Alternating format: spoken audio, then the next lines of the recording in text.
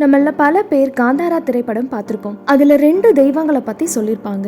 அந்த 2 தெய்வங்கள்ல ஒரு தெய்வமான பஞ்சுருளி உருவான கதையை தான் நம்ம இப்ப பார்க்க போறோம். ஒரு வனத்துல காட்டு பன்றி நிறைய குட்டிகளை போடுது. அதுல ஒரு பன்றி குட்டி மட்டும் தன்னோட தாயை விட்டு தனியா போயிடுது. அதை பார்த்த கருணையே வடிவான பார்வதி தேவி கைலாயத்துக்கு எடுத்துட்டு போய் வளர்க்க ஆரம்பிக்கிறாங்க. சில காலத்துல நல்லா வளர்ந்த அது கைலாயத்துல இருக்க மரம் செடி கொடிகளை எல்லாம் தன்னுடைய பெரிய பற்களால அழிச்சு சேதம் பண்ணுது. இதை பார்த்து பயங்கர கோபம் அடைஞ்ச சிவபெருமான் பன்றி குட்டிய தன்னோட சூலாயுதத்தால கொன்னுடுறாரு. இந்த விஷயத்தை தெரிஞ்சுக்கிட்ட பார்வதி தேவி சோகத்துல மூழ்கிடுறாங்க. என்னதான் இருந்தாலும் பார்வதி தேவியால வளர்க்கப்பட்ட பன்றி குட்டியை நம்ம கொண்டுட்டோமே அப்படின்னு வருத்தப்பட்ட சிவன் அந்த பன்றி குட்டியோட ஆன்மாவை பஞ்சுருளி அப்படிங்கிற சிவகணமா மாத்தி இந்த பூலோகத்துக்கு அனுப்புறாரு.